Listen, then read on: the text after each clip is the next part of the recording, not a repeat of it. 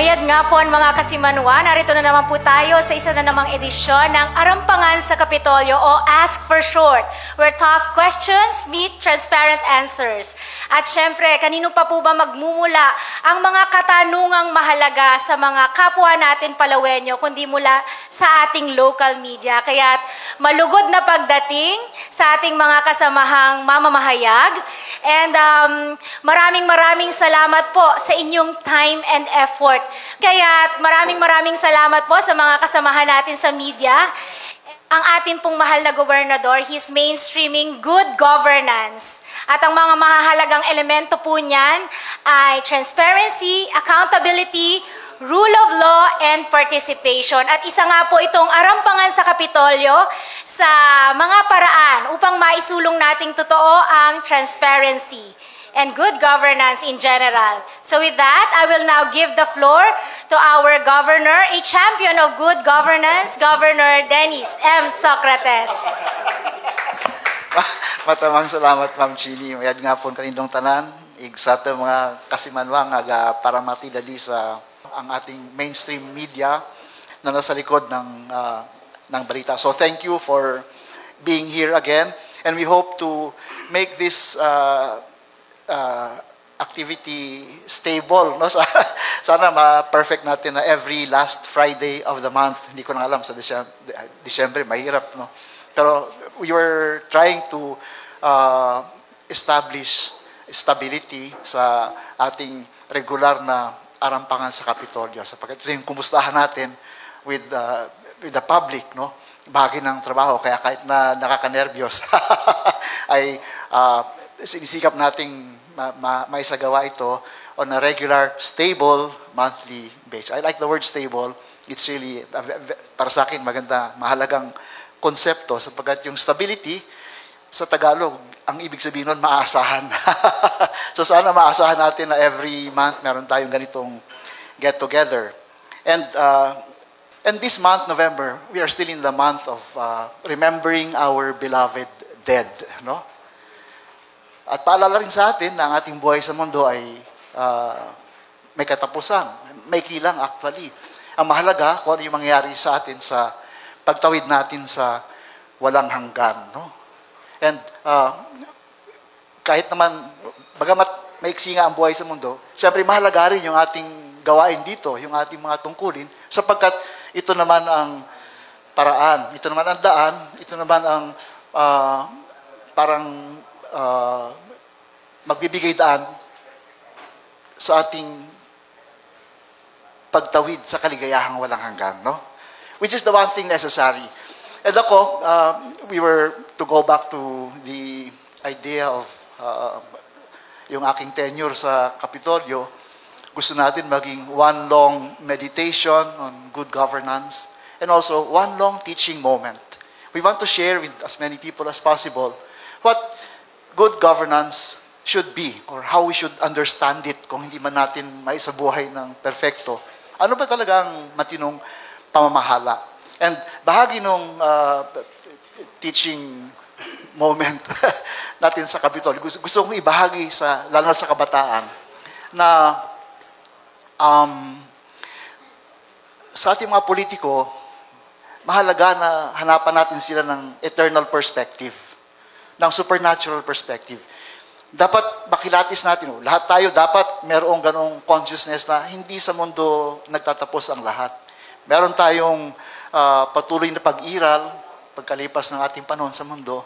At doon sa kabilang buhay, ay dalawa lamang ang ating maaaring kantungan, kaligayahan o kapighatian, pagdurusa o kaligayahang walang hanggan. At yung ating panahon sa mundo, mahalaga sapagkat dito natin dapat,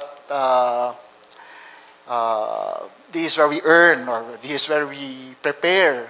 Ito ay dapat maging panahon ng pagsasanay sa pagiging kaisa ng Diyos. Upang sa gayon, pagtawid natin sa kabilang buhay, ay maging kaisa natin ng Diyos sa kanyang kaligayahang walang hanggan. So I'd like to see, sana, lahat ng mga nag-iisip na mamolitika, tandaan natin ito.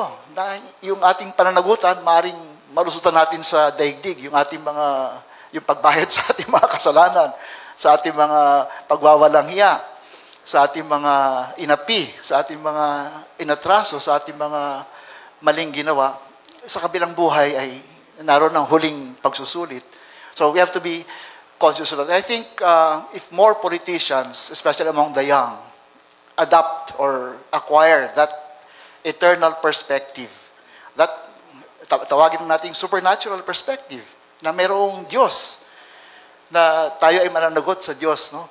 Ay siguro mas gaganda ang magiging patakbo ng ating pamahalaan, and because of that, our life in society would all be better sapagkat gobyerno, pamahalaan ang in charge sa kabutihang panlahat. Eternal perspective. Sana merong ganon yung ating mga politiko, although dapat lahat ng tao. Pero nakikita natin madalas maraming politiko na tila ang pagkilos ay parang para lang sa mundo.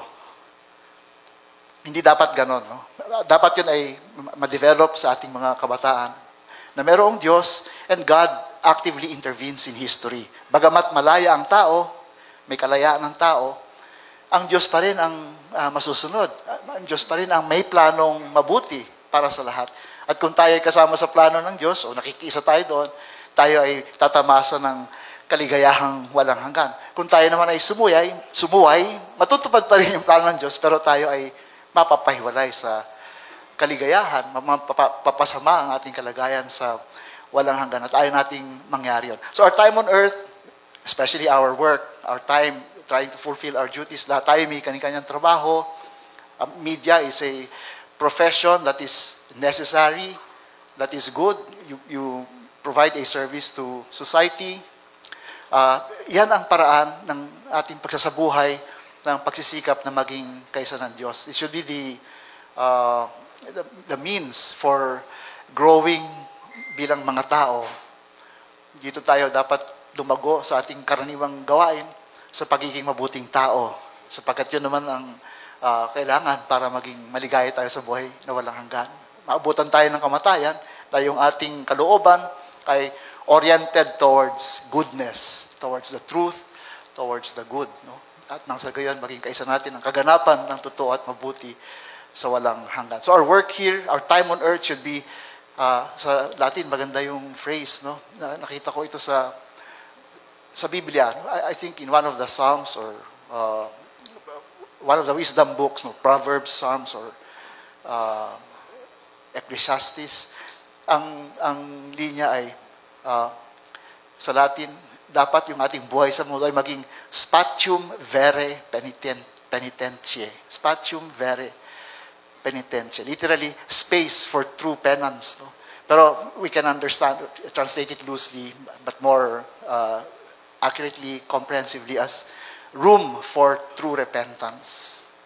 Ang panahon natin sa mundo dapat maging panahon ng tunay na pagpapanibago, tunay na pagpapakabuti, pagsisikap na maging mabuti. And speaking of that, sabi nga natin, November is the time for remembering our beloved dead.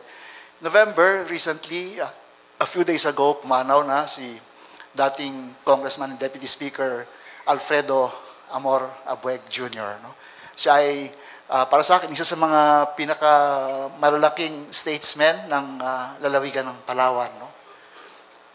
Maraming nahawakang mataas na katungkulan sa pamahalaan. Noong 1971, siya ay naging delegado natin ng Palawan sa Constitutional Convention, sa CONCON of 1971, that produced the Constitution that subsequently became the 1973 Constitution of the Philippines. So, malaki ang kanyang kontribusyon sa ating kasaysayan. At pagkatapos noon, naging practicing lawyer for a long time. Siya yung leader ng oposisyon dito sa lalawigan ng Palawan noong panahon ng administrasyon ng unang Pangulong Marcos. So, siya yung leader ng oposisyon sapagat nung panahon na yon, lahat ng incumbents ay kasapi ng partido ni Pangulong Marcos. Pero siyempre, sa isang demokrasya, kailangan may oposisyon at si Uncle Amor Abueg ang tumayong leader ng oposisyon sa Palawan noong mga panahon na yon, panahon ng martial law. Until Speaker Monching Mitra came back in 1984. So, matagal na panahon si Congressman Abueg Uncle Amor Abueg was the leader of the opposition party in Palawan. Noong 1986 siya ay naging OIC mayor ng lungsod ng Puerto Princesa, no? And then in 1987 he became COMELEC commissioner. I think siya lang yung Palawan yung nakapaglingkod bilang commissioner ng Commission on Elections. Napakataas na posisyon, no? And then of course after that 1992 siya ay naging congressman, tuloy-tuloy naging hanggang 2001. Siya ay naging deputy speaker din. So maganda kanyang pangalang iniwan. He died at the great age of 92. Sana all. Sana tayo. Although average ay 70. Yung mahabang buhay, dapat pasalamatan natin sapagkat mahaba yung ating time to grow in charity, time to grow as persons. Talagang mahaba yung ating kailangan na spatium vere penitentiae, room for true repentance. No? So, nagpapasalamat tayo sa Panginoon sa buhay ni Uncle Amor Abueg. Napakakulay, napakaraming serbisyo sa ating lalawigan. At nagpapasalamat ako na iniwan niya yung 2 sa 4 niyang anak na nandyan din sa paglilingkod sa bayan, ang kanilang orientasyon. I think the word that I want to use is statesman. Deputy Speaker Abueg was one of the greatest statesmen that Palawan has produced. A statesman is someone who is supposed to be an expert on affairs of state. No? Ibig sabihin, politika, gobyerno, inilaan niya ang kanyang buhay, ang kanyang sarili. Halos buong buhay niya, paglilingkod sa pamahalaan bilang isang politiko.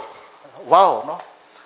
Sinasabi ko yun kasi baka may nag-iisip na ang politiko ay masama. Hindi. Kailangan natin ng mga politiko kasi kailangan natin ng gobyerno. At sa gobyerno, kailangan may magsasagawa ng mga political decisions na hindi kayang saklawin ng batas o hindi automatic, no? So nagpapasalamat tayo sa Diyos for giving us Uncle Amor Abueg and also kay Uncle Amor Abueg sa kanyang serbisyo sa ating lalawigan at sa kanyang pamilya, somehow part of that work. Kasi ang politiko, hindi naman madali ang buhay. Una, hindi ka negosyante, hindi ka pwedeng magpayaman. Wala kang ibang ginagawa, kundi mamuliti ka. At yung pamilya mo apektado sapagkat sila yung nababawasan yung privacy, nababawasan yung panahon mo sa pamilya kung ikaw ay politiko. So the family is also part of the sacrifice of a politician. So I'm glad that 2 of Uncle Amor's children are with us. No? Ngayon, si dating Congressman at Deputy Speaker Eric Abueg is my candidate for Vice Governor.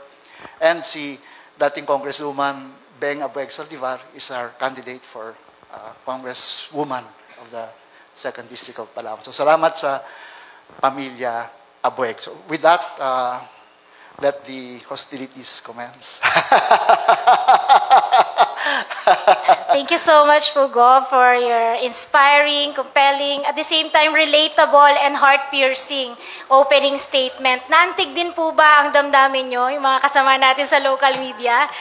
And at this juncture, we will now open the floor for a no-holds-barred question and answer portion. So, ready na po ba ang lahat? Magandang hapon, Gob. Ako pala yung presidente ng IPAP. Sorry. President Karomi Hindi kasi pinaalala ng dalawa na to eh.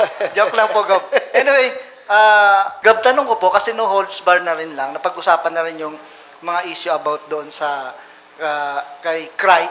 Baka gusto niyo masagot kasi yung kabilang part ay nagpapa-interview about doon sa nangyari. Yung si Crait ay parang hindi namin narinigan ng ano. Ano po yung damdamin ninyo dito as governor and then siya ay kandidato rin nyo rin po sa unang distrito ng Palawan? Thank you for that question, Romy. Ganito yung aking take. We don't really know what happened. Sino yung unang nanuntok or nanakit? Sino yung unang may sinabing provocative? Ano yung pinag-awayan talaga? Yon, I really don't know. Kung justice ang pag-uusapan, kung dapat may maparusahan, dapat din magbayad, that is best left to the justice system. Ano? I understand, parang merong usap-usapan na may isa sa mga partido magsasampa ng reklamo sa hukuman. I'd rather leave it to the regular mechanism for justice to operate at pagbayarin or somehow maturuan ng leksyon kung sino man ang nagkasala at kung sino dapat na maparusahan. So, gano'n lang ako hanggang sa, para sa akin, I end there. No? But I'm praying that they all reconcile, that they all find a satisfactory solution among themselves. At nang manumbalik yung mga pagkakaibigan. Alam ko, at least one of my sons is a friend of all the parties involved. Yung pati yung nag-away. So, sana magkasundo uli. Anyway, kabataan pa naman, we're all entitled to make mistakes. And we're all entitled to second chances. No? Kung ako titingin, I don't want to be specific, pero I think I've done a lot of worse things in my youth. Ay, nako. Follow up lang po, Don Go. Tingin niyo po ba makaka-apekto sa campaign ni Cright yung nangyari or hindi naman po? Una-una, I'm hoping hindi. Kasi wala naman masyadong kinalaman ito. Lalo na, hindi natin alam kung sino may kasalanan. Wala namang kinalaman doon sa magiging performance ng isang kandidato bilang halal na opisyal. If ever, maaaring sabihin natin, may konting reflection on character or moral values. But I know Cright. Alam ko, mabait na tao si Cright. Hindi matatawaran. Kung may nangyari, maaaring may dahilan. No? So I know Cright. I can vouch for his personal integrity and his competence as a worker. Maraming alam si Cright. Marami ako natutunan sa kanya. In fact, noong 2022 campaign, halos siya lahat nagsasabi sa akin kung ano yung susunod kong gagawin, ano yung sasabihin ko. Siya magsasabi sa akin na kailangan nakangiti ka na. Hindi na pwede mainit ulo mo.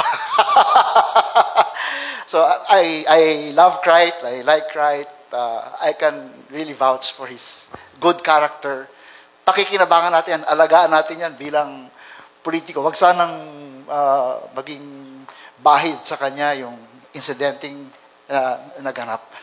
Thank you po. Thank you, Karomi.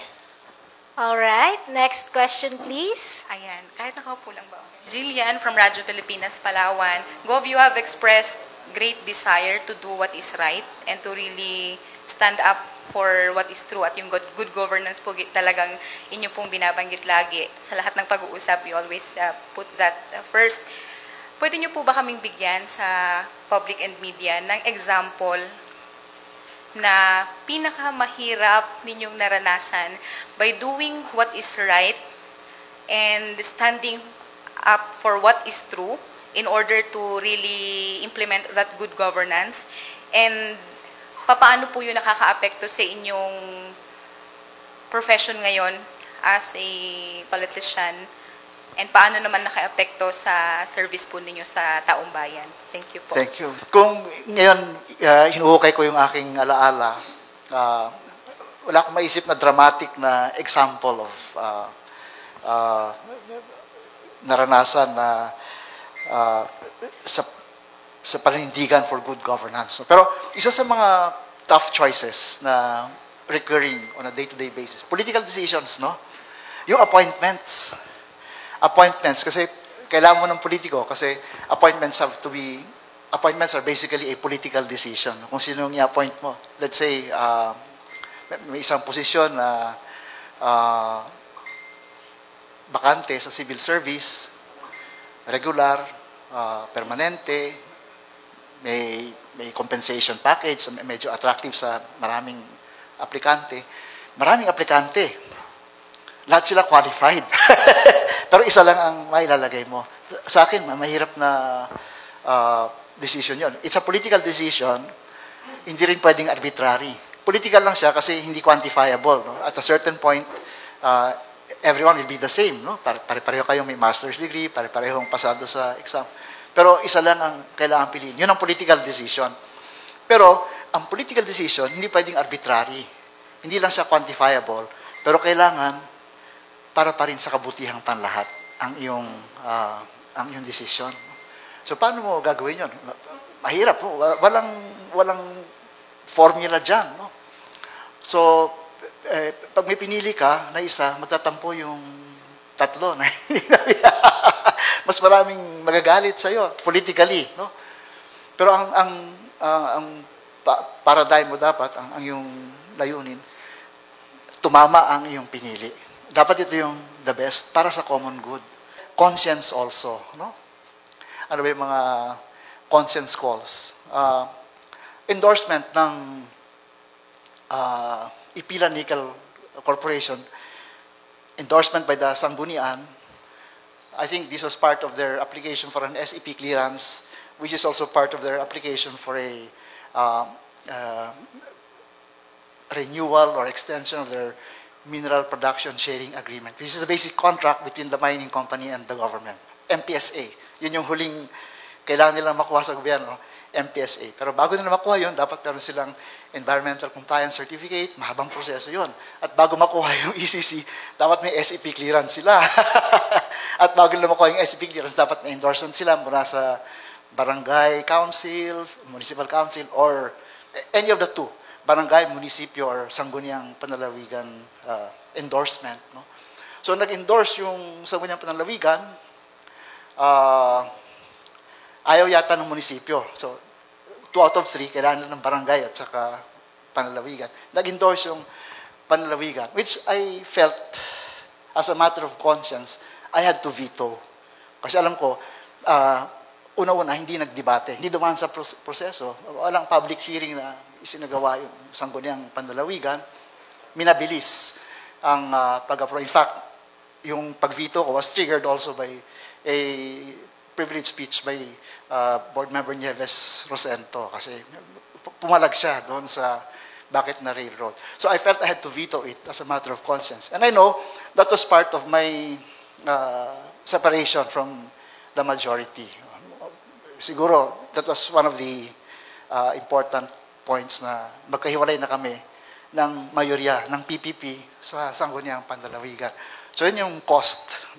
At the end of the day, pwedeng sabihin, natalo ako kasi ako yung nawala sa majority. Ang kakampi ko na lang yung 3 board members. Si board member Nieves Rosento, board member Angela Samando, at si board member Arnel Abrina. So these are some of those examples of having to make tough decisions as a matter of conscience. Kasi dapat tumutupad tayo sa konsensya natin. First requirement for good governance should be good people. No? And good people are people who act according to their conscience. Sa kabila ng mga pressures or inducements, enticements na pwedeng ihain. Sorry, I'm sorry. Sige po, maikling follow-up lang po. One example po kasi ng talagang sinusulong yung good governance din is yung Pasig po, no? And they tend to somehow parang convince everyone ng mga mamamayan natin, not just their mamamayan, kundi parang buong Pilipinas po, malakas yung suporta sa ganung uri ng paggogobyerno. Sa Palawan naman po, I believe, naniniwala rin sila na dapat good governance. Pero ano po kayo yung factor na meron sila na they really have that influence na, yes, for good governance because it is felt sa ilalim. Ano po sa Palawan yung ganun po ninyong atake naman to involve everyone in that vision and mission po ninyo? Di ba po one example ng talagang sinusulong po ang good governance ngayon, nakikita po ng mga kababayan natin is yung Pasig po, no? And then sa Pasig po sila... Pasig City. Yes po, sila Soto po. Na parang kumbaga pati yung mga mamamayan po natin, malaki yung impluensya nila sa mga mamamayan na we go for it also, support good governance. Ang laki po ng impluensya nila, ang lakas. Sa atin po kaya sa Palawan, ano po yung nakikita ninyong atake din sa mga mamamayan para like them, involved ang lahat na we do this with you, Governor, since you are sitting sa ating puwan po ngayon para ma-involve yung mga mamamayan to really support that good governance po. It's a long-term process of educating the public. Kasi napansin ko, sa simula ng aking pakikilahok sa politika, and even in the time of my father, may disconnect talaga between what people think politicians should be doing, what the politicians think they should be doing, and what the law thinks politicians should be doing. No? So, iba-iba ang pananaw, iba-ibang pananaw. Ako ang gusto kong masunod yung sistema ng batas, yung legal system. No? So, sa kakasalita ko, I hope that tumatagos din yung mensahe na hindi, una-una, halimbawa, yung maraming hinahanap sa gobyerno na naibibigay naman ng mga politiko, pero sa akin, alam ko, mula sa perspective ng legal system, mula sa punto de vista ng filosofiya ng ating sistema ng gobyerno, hindi dapat, no? Una-una, hindi tayo welfare state. Una-una, yung gobyerno, dapat ang pangunahing pinagtutuunan ng pansin ay distributive justice. Yung patas, pantay-pantay na pag-allocate ng mga kabutihan, no, na pwedeng ipamahagi. Yung equitable. No? Hindi man exactly equal, but equitable, may prinsipyo. No? So, dapat ganon ang pagkilos ng gobyerno. Naayon sa prinsipyo ng katarungan, kung ano yung nararapat. Una-una, distributive justice. Pangalawa, ang huling dapat pinatutunguhan ng pagkilos ng gobyerno, yung common good. No? So, sa social philosophy, primacy of the common good is one of the more important principles. Pangunahing, isa sa pinakamahalagang prinsipyo ng buhay lipunan, pag-uusapan natin ay pamahalaan. Dapat yung kabutihang panlahat. Ano yung para sa lahat? No? Hindi yung individual, no? Hindi yung ikabubuti. No? Kahit sa appointments, halimbawa, pag nag-appoint tayo ng personnel sa provincial government, sa civil service, hindi yung kabutihan nung in-appoint natin ang ating unang tinitingnan, kundi yung kabutihan panlahat. Ano yung magiging epekto nito sa common good, sa operations ng gobyerno, sa serbisyo may bibigay sa sambayanan. Kasama na dyan yung example nung ating ginawa o nung taong ating in-appoint. No? So, sa akin, it's a long educational process of educating the public. Ang lamang siguro ng Pasig, isa sa mga bukod sa gwapo si Vico kaysa sa akin.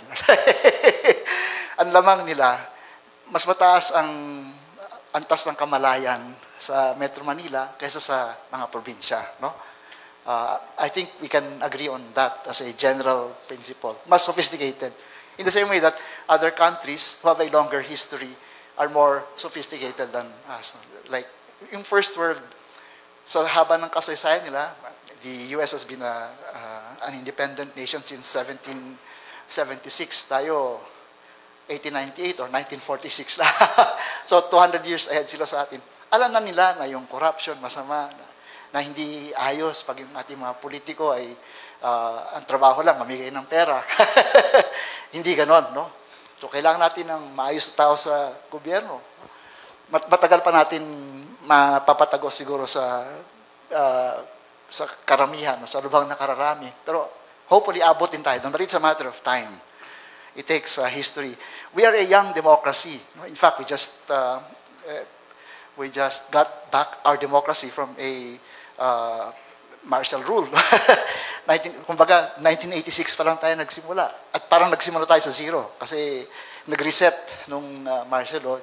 It was practically a dictatorship. No? The president also exercised legislative powers and also had almost absolute control over the judiciary. Hindi ko sinasabing masama yun. It's just a form of government that's not exactly what a democracy is. Since 1986, naging demokrasya tayo, pero parang nagsimula tayo sa zero. So napakabata pa ng ating demokrasya. Hindi pa masyadong naunawaan, lalo na sa kabataan natin. Hindi ko alam kung tinuturo na ngayon sa kolehiyo o sa high school. Pero ako hanggang kolehiyo, walang ganong, of course, I grew up during martial law, walang paghubog sa politika, walang paghubog sa paano kumilos ang gobyerno. Meron kaming constitution na subject, pero pro forma lang. Hindi naman mga lawyers yung teachers namin. Pinapabasa lang yung constitution. Hindi naman namin maintindihan.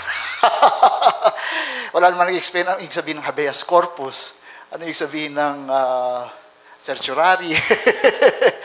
So, I learned these things only as a lawyer already, no? So, paano pa kaya yung ating kabataan? Ano yung idea nila? Ano ba yung dapat trabaho ng ganitong pwesto sa gobyerno? Executive, ano yung trabaho ng legislative, ano yung trabaho ng mga hukom. Hindi man pare-pareho yan. Hindi ko mo opisyal ka ng gobyerno ay maasahan ka na mag-rescue sa panahon ng sakuna. Hindi naman ako marunong manggamot, no? Wala naman ako naintindihan sa pagpapatakbo ng ospital. Hindi lahat pare-pareho ang gawain. Pero may kani-kanyang papel. Kung malinawan lang yung papel ng bawat opisyal ng pamahalaan. Halimbawa, congressman. Ano ba talaga ang trabaho ng congressman? Mahirap magsalita. Baka marami magalit sa atin. Pero nakikita natin, the Quadcom is doing a good job as a court. Of course, it's sabihin in aid of legislation. Pero alam mo na medyo may konting disorder. Kaya hindi mo rin masisi yung mga kampo ni na Vice President na nagagalit din sila sapagkat ginagawa ng korte ito. Lahat ng pwedeng tawaging testigo, tinatawag na. Samantalang in aid of legislation. Meanwhile, malaki yung pera ng gobyerno na inallocate for ayuda. Pinagtatawanan nga minsan, may nakausap ako na may term siya ginamit, ayuda nation daw tayo. Hindi naman ganoon ang dapat na pinupuntahan ng kaperahan ng gobyerno. Bagamat hindi natin maalis na kung ako ang nangangailangan, nakatanggap ako, talagang pasasalamatan ko. Pero ganoon ba talaga ang dapat na operations ng gobyerno? Paano yung ibang functions ng gobyerno na baka napapabayaan? Baka ang hinahalal natin, mga politiko, dahil sila ay namimigay, pero hindi lang kailangan mong trabahador sa posisyon na paglalagyan sa kanila. That's why we have a problem, I think, sa legal system natin. Many of our laws need to be updated, revised, or reset. Kailangan mag-recodify tayo. Yung ating election code, halimbawa, Batas Pambansa bilang 881, ano pa ito? Interim Batasang Pambansa pa. Panahon pa ni President Marcos I. No? I think it was passed in 1978. Hanggang ngayon, siya pa rin yung ating election code. And it was passed at a time when democracy was not supposed to be working yet. No? So, may mga pagbabago pero piecemeal. Kailangan ma-codifyan. But who is doing it? No? Yung ating land classification, land tenure laws, lumang-luma na. Commonwealth Act pa yung isa sa mga importanteng batas natin tungkol sa lupa. Wala pa rin bago. Dapat sana may pag-aaral na ginagawa dahil more than half a century has passed already and we're still using the same outdated laws. No? Kailangan maayos yung ating mga batas. So, kahit yung ating mga batas, may problema rin.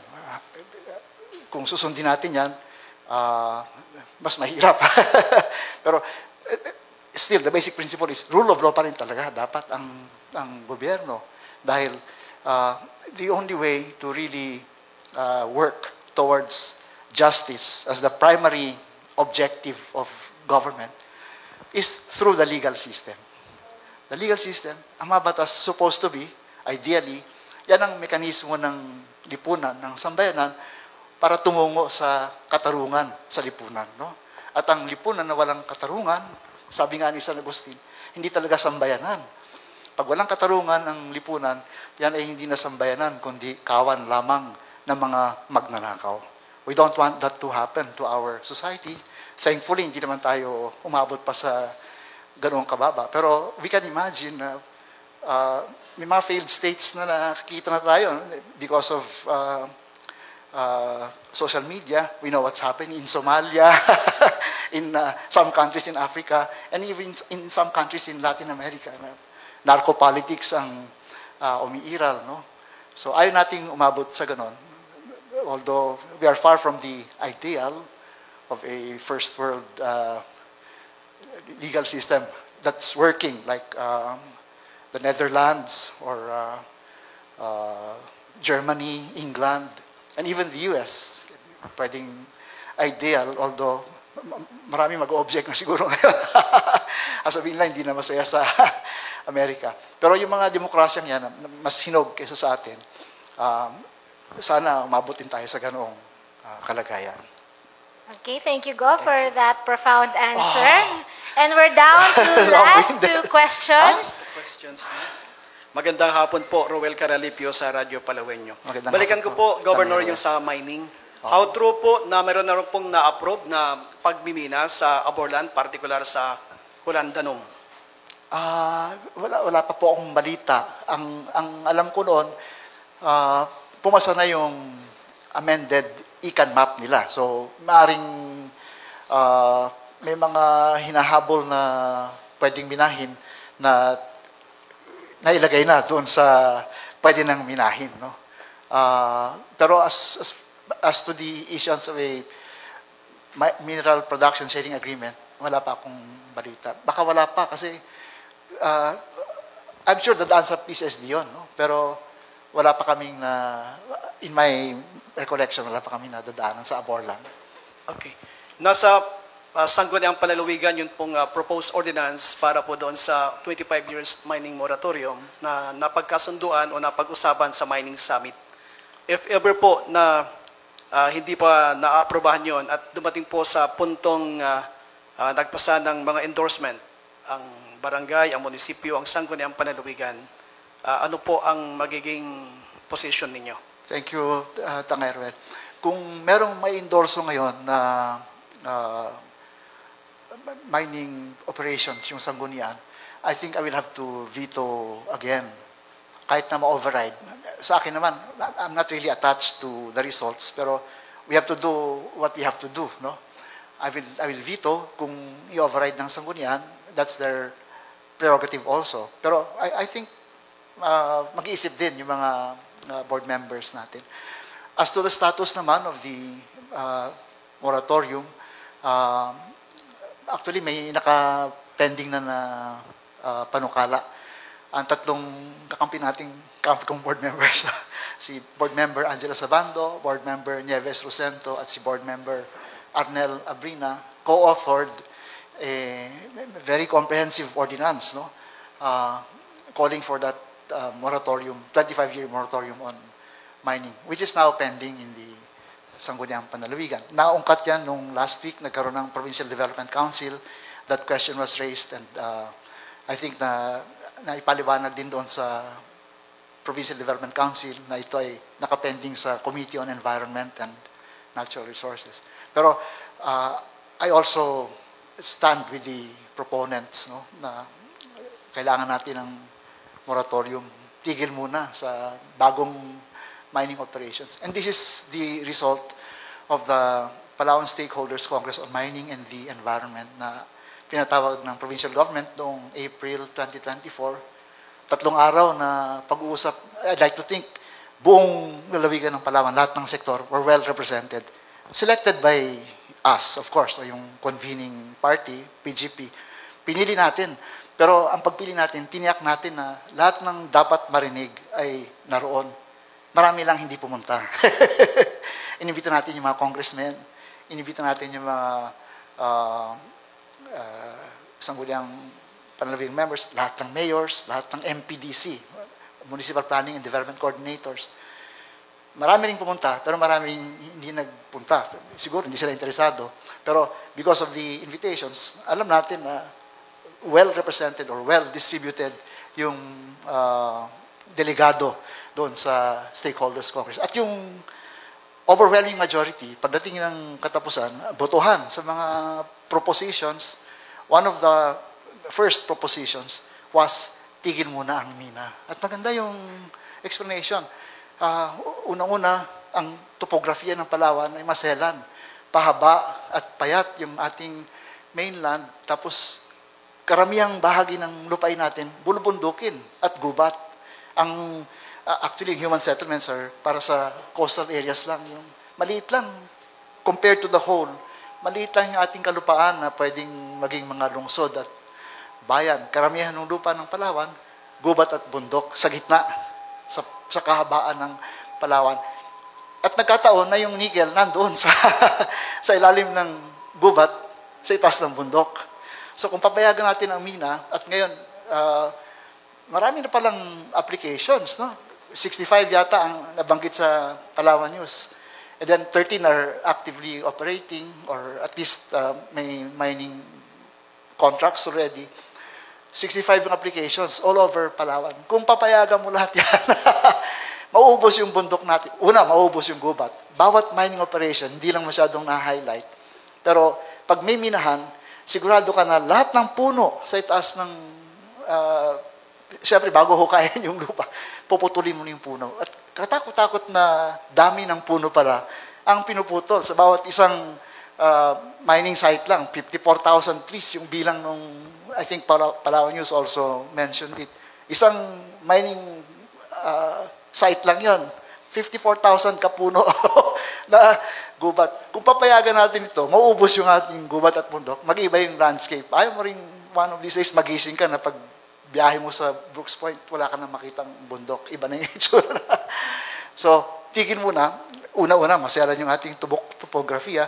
Pangalawa, this was also mentioned in the Stakeholders Congress, wala pa tayong teknolohiya to add value to our natural resource na ini-extract.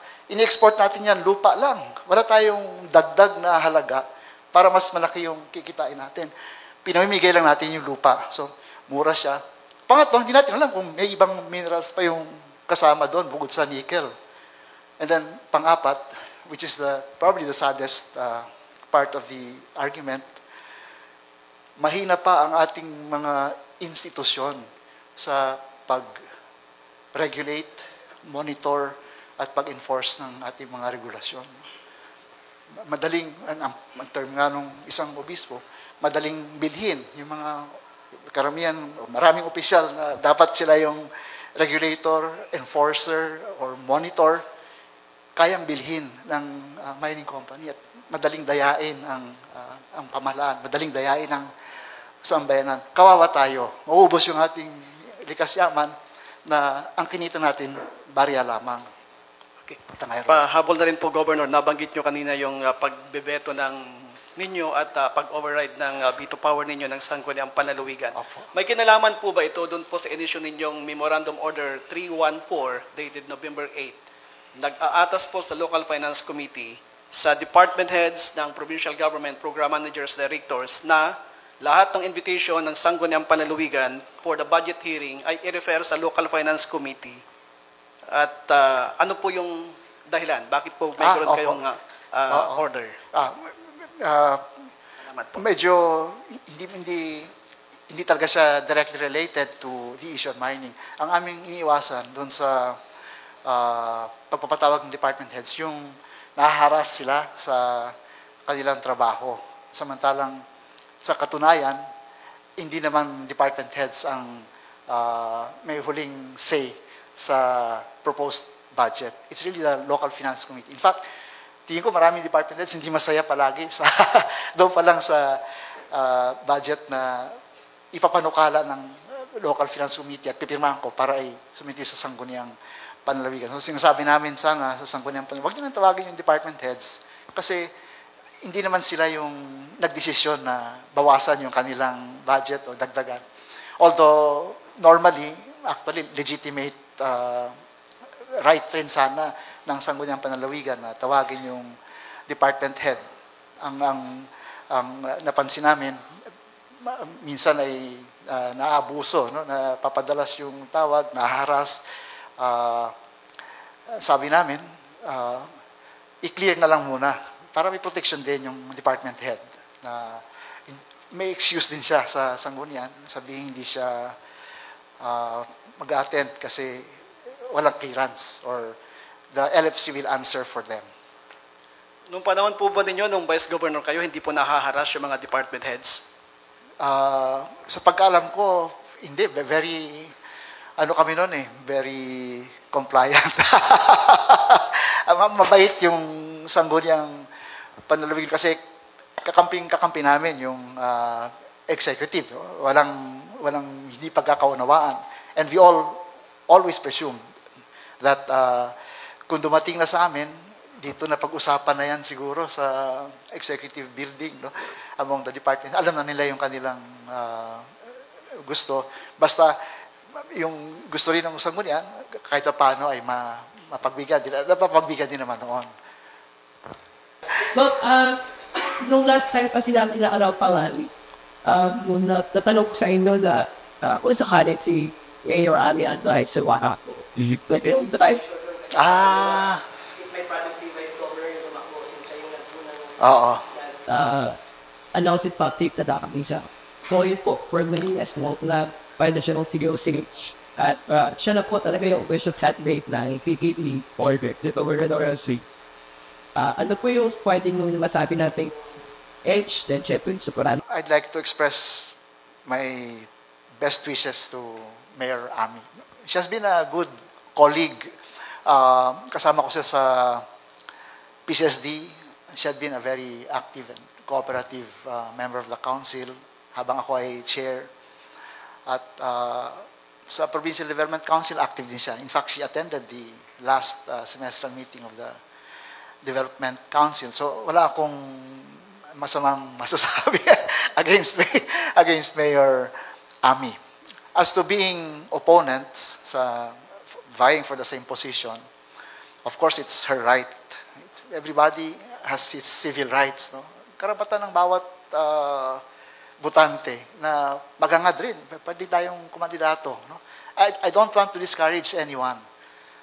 Not only for now, pero kahit sa future. Lahat ng gustong kumandidato, dapat welcome yan, no? Kahit na ako yung kalaban, no? Mabuti nga kung marami ang may interest na manungkulan sa pamahalaan. And after all, in the end, ang inaasahan natin sa sistema, the best candidate will win, no? So I can only present myself as I am. People will judge, no? But as to edge, somehow I think kung ako ang botante, pipili ako ng kandidato, I would look at the candidate who will best embody me, who will best represent me, who will best be the personification of the community as a community. Lalo na local chief executive, kung mayor ka, ikaw ang mukha, ikaw ang sagisag, ikaw ang prinsipyong nagbibigay ng pagkakaisa sa iyong munisipyo. Kung ikaw ay local chief executive ng province, ikaw ang gobernador, ikaw dapat ang principle of unity for the whole sambayan ng Palawenyo. Ikaw dapat ang mukha ng pagkakaisa ng Palawenyo bilang Palawenyo. And I think I've tried my best to live that role since tayo ay nahalal noong 2022. Although, siyempre, palaging may kulang, no? Hindi man tayo perfecto. Pero, yung aking perspective, gano'n. Tingnan ng ating mga mamamayan. Ako, gano'n din ng aking position kung mangahalal ako. Sino yung kandidatong mas masasabing ito ang gusto kong sagisag ng ating sambayanan bilang sambayanan? Maraming factors yan, no? Kasama na yung ancestry mo, saan ka ba tumagal, saan ka ba lumaki, sino yung mga connection mo dyan, ano yung karanasan mo dyan, ano yung connection mo sa sambayanan. Not just to the land, not just to the physical place, but to the people, to the culture. Yung ano ba yung bahagi mo, ano yung kaalaman mo sa kultura, sa tradisyon, sa mga values, sa mga hangarin, sa aspirations. Do you share those views with the majority of the people whom you seek to represent? No? I think that applies also to other candidates, other offices.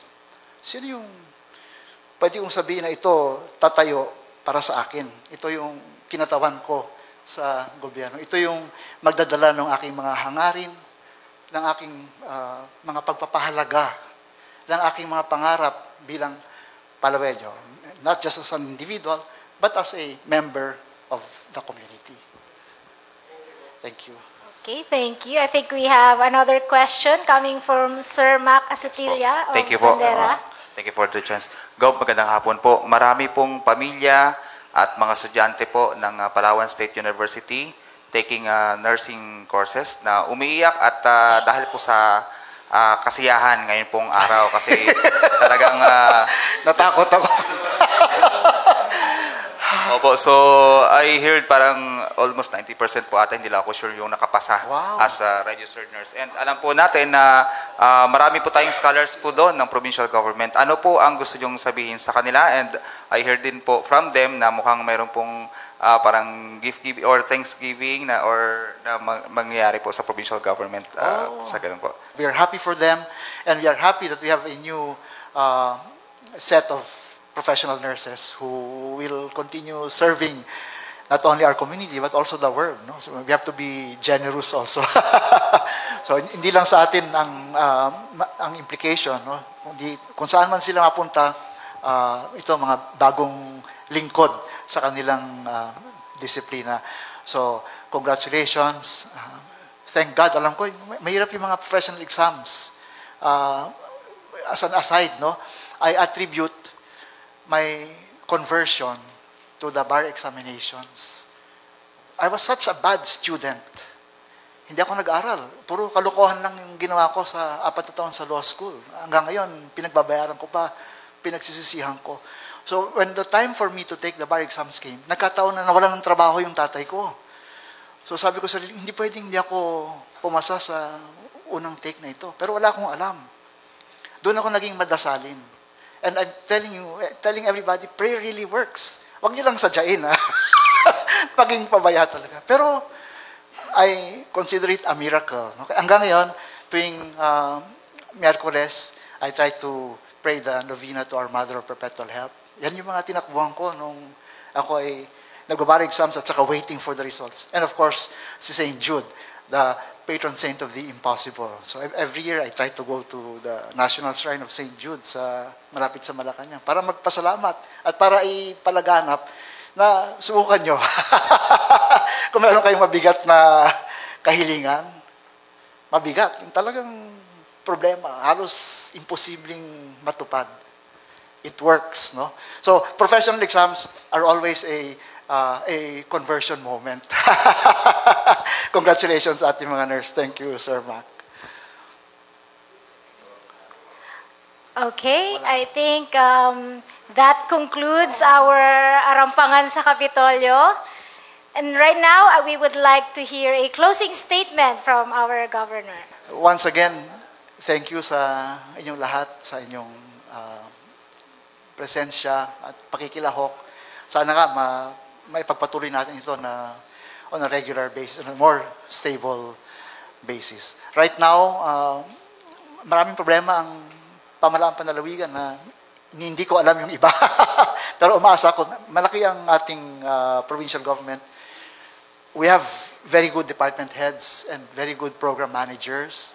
We have very good personnel sa ating mga iba't ibang programa at department. And ako umaasa na they're also doing their best to solve all the problems, to deliver whatever it is na kailangan nating may deliver. Hindi ko alam yung mga maraming detalye. Hindi ko na malalaman. Hindi ko alam kung magkano yung kailangan dito sa ganitong pangailangan, sa ganung pangailangan. Pero sinisikap natin na paganahin ang sistema. At of course, in the end, sagot ko rin yun. Kung talagang palpak ang provincial government, kailangan palitan natin yung pamunuan, palitan natin yung governor. No? Huwag niyo akong iboto. Kung talagang napakasama ng takbo ng provincial government, kung nagiging corrupt na yung ating mga kawani sa provincial government, kasalanan ko yan. No? In the end, I take responsibility. That's why ako rin yung huling pipirma sa lahat ng mga kontrata, dokumento, vouchers ng provincial government. Ganun yung responsibility ng local chief executive. In the end, ikaw rin ang masisisi. Pero kung pwedeng tingnan at different levels and see whether saan tayo on the whole. No? In general, where are we now? I think this is as good as it gets at the moment. Maraming problema, hindi mawawala ang problema habang tayo ay nasa mundo, hindi tayo perfecto. Nagsisikap lamang tayo, but it's part of our journey through life. No? Part of our pilgrimage. 2025 nga pala is a jubilee year in the calendar of the Catholic Church. No? Jubilee year, ibig sabihin maraming grasya, maraming write-off, maraming bayarin na hindi nasisingilin. Napakasarap mamatay in a jubilee year. Yung tatay ko died during the Great Jubilee Year of 2000. Kaya yun konsolasyon sa amin. No? Madaling pumasok sa langit, even for a politician. So, ang tema ng 2025 Jubilee Year ay Pilgrims of Hope. Tayong lahat ay mga pelegrino, maglalakbay. Ang ating buhay sa mundo ay isang paglalakbay tungo sa kaligayahang walang hanggan dapat. No? Kaya umaasa tayo, kaya mahalagang birtud na highlighted sa 2025 Jubilee Year, yung birtud ng pag-asa. Hoping, not losing hope. Pag-asa sa Diyos at pag-asa na kaya nating maabot yung kabanalan. Maraming salamat. All the best sa inyong lahat. Thank you so much, Gov, for taking time out of your busy schedule and for your effort to really promote transparency through programs such as this. And syempre, maraming salamat po sa ating media partners. Kanina po sa intro, I would like to emphasize yung malaking papel po ninyo bilang kapartner ng pamahalang panlalawigan ng Palawan sa pagsusulong ng good governance o mabuting pamamahala dahil kayo nga po ang tinaguriang watchdog of the society. And para naman po sa ating mga kababayang Palawenyo, patuloy niyo po kaming sundan sa ating mga social media platforms. Unang-una na po dyan, ang PIO Palawan Facebook page. We also have the YouTube channel. We're also on Threads and follow also our TikTok and Instagram account. That concludes our Arampangan sa Kapitolyo. And the day after next is December 1 na, kaya ngayon pa lang po, ang buong puwersa ng Provincial Government of Palawan ay bumabati na sa inyo ng maambang na Pasko, kanatang tanan.